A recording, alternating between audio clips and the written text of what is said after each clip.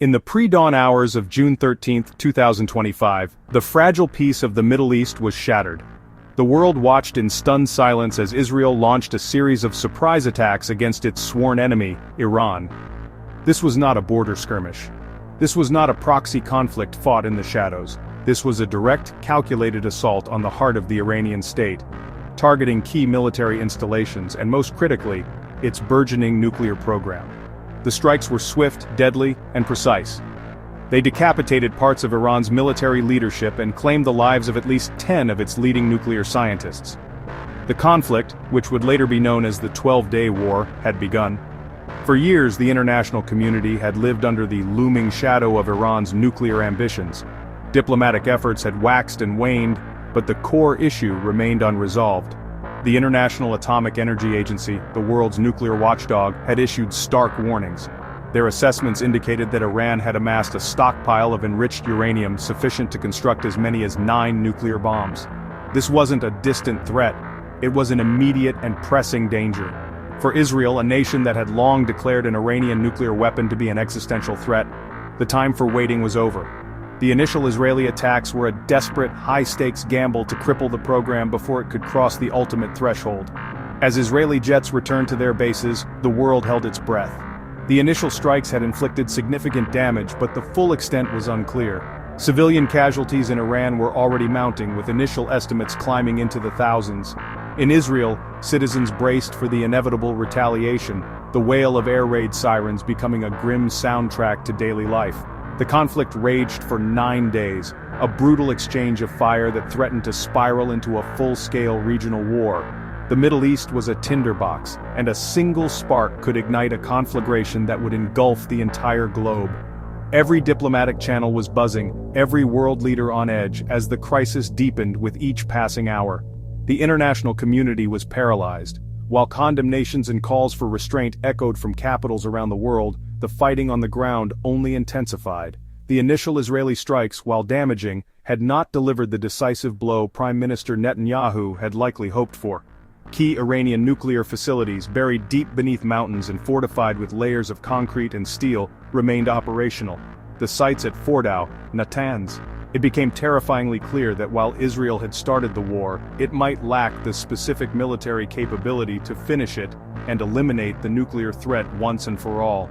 The world was watching a countdown to a potential nuclear breakout in the midst of a hot war.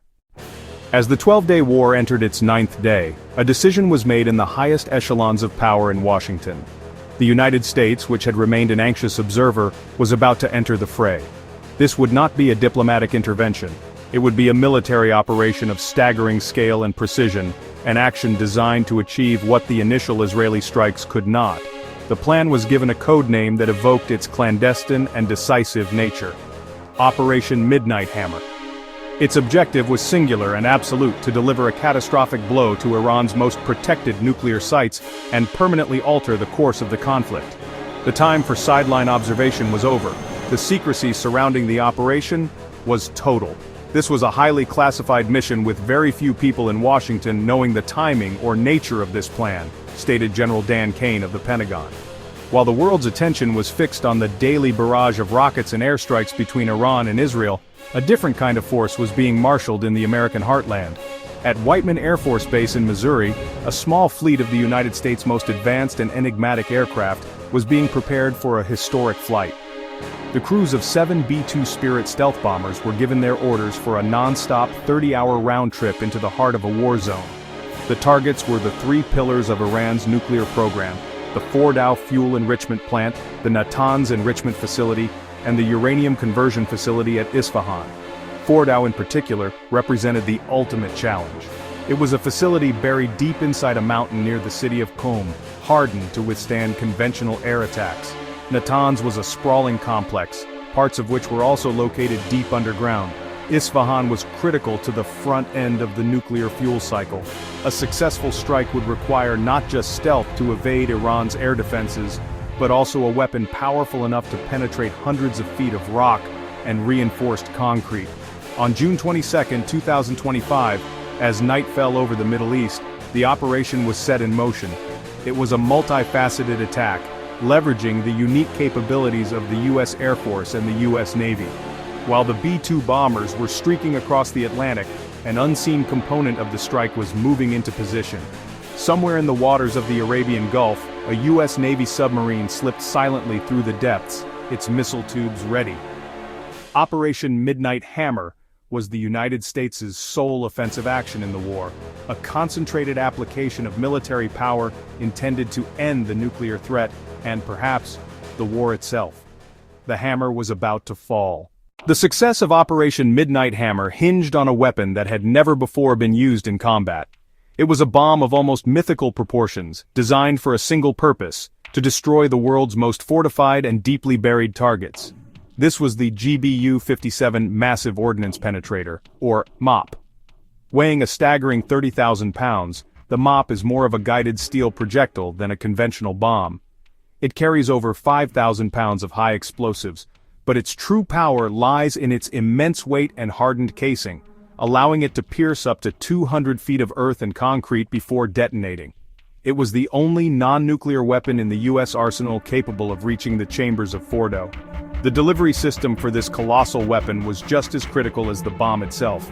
Only one aircraft in the U.S. inventory was capable of carrying 2 MOPs at a time, the B-2 Spirit. With its iconic flying wing design and advanced stealth coatings, the B-2 is a ghost in the sky, able to fly undetected through even the most sophisticated enemy air defense networks. For the mission against Fordo and Natanz, 7 of these bombers flew in a coordinated wave. The aerial component of the operation was a massive undertaking, involving a total of 125 support aircraft, including tankers for aerial refueling and jets for electronic warfare, creating a silent, invisible corridor for the bombers to pass. At approximately 2:10 a.m. Iran time, the lead B-2 bomber arrived over the mountain fortress of Fordo. The bomb bay doors opened, and the first of 14 MOPs was released. Guided by GPS, the 30,000-pound behemoth plunged toward the Earth, accelerating to supersonic speed. The impact and subsequent subterranean detonation sent a shockwave through the very mountain itself. Minutes later, the same scene was repeated over the underground halls of Natanz. According to senior Pentagon officials, the B-2S inflicted extremely severe damage and destruction, marking the largest operational strike in the history of the B-2 bomber and the first-ever combat use of the Massive Ordnance Penetrator. While the Air Force hammered the enrichment sites, the U.S. Navy executed its part of the symphony of destruction. The third target, the Isfahan uranium conversion facility, was struck not by bombs, but by missiles. From beneath the waves, a single U.S. submarine launched a volley of more than 24 Tomahawk land attack cruise missiles. These low-flying, highly accurate weapons skimmed over the terrain, evading radar before slamming into their target with precision. The combined assault was overwhelming, a demonstration of America's unique ability to project immense power across vast distances with pinpoint accuracy. The strikes were over in a matter of minutes, but their consequences would reverberate for years to come. In the cold light of dawn on June 22, 2025, the true scale of Operation Midnight Hammer began to emerge.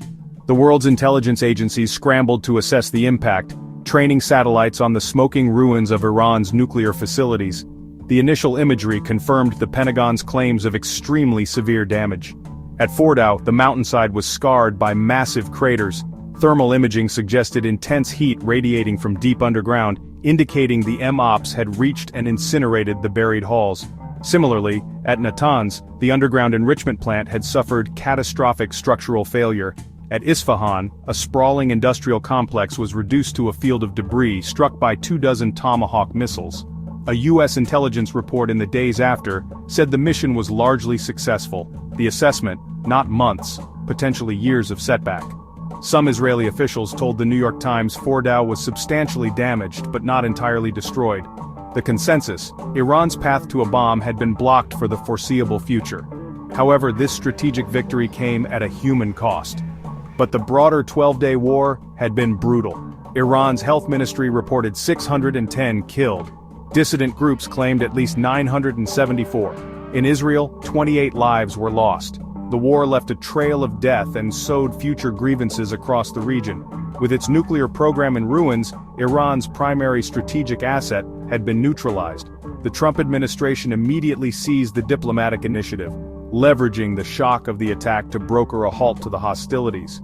A ceasefire looked perilously close to failing before it even took hold, according to one report. But President Trump personally intervened, applying pressure to ensure compliance. On June 24, 2025, just 2 days after the American intervention, the guns fell silent. A formal ceasefire between Israel and Iran took effect at approximately 4 o'clock GMT, bringing the bloody 12-day war to an end. In Israel, Prime Minister Netanyahu declared a historic victory, stating his country had removed 2 immediate existential threats. President Trump was unequivocal in his public statements. Iran is not going to have a bomb and they're not going to enrich, he declared, framing the operation as a decisive act of counterproliferation. Israel's Home Front Command lifted all restrictions on movement. Ben Gurion International Airport reopened for commercial flights. In the months following the ceasefire, Iran began to issue stark warnings. Yahya Rahim Safavi, a senior military advisor to Supreme Leader Ali Khamenei, publicly dismissed the notion of a lasting peace. "We are not in a ceasefire, we are in a stage of war," he declared, signaling Tehran's refusal to accept the new status quo. The operation left a legacy of bitterness and a thirst for vengeance that guaranteed future confrontation. Operation Midnight Hammer stands as a monumental event, a textbook case of surgical, overwhelming force. Ultimately, the operation's legacy is a paradox, celebrated in some circles as a masterful act of preventative warfare, condemned in others as a reckless escalation that made the world more dangerous. It showcased the awesome power of the American military machine, while simultaneously revealing the limits of what military force alone can achieve. It bought time, perhaps years, and stopped a war, but it did so by sowing the seeds of future conflict. As the dust settled over the Middle East, one final overarching question remained, hanging heavy in the air over the fragile ceasefire. Did this audacious and violent act of military intervention truly prevent a larger, more catastrophic war? Or did it merely serve as the opening salvo for a new, more dangerous, perhaps inevitable conflict?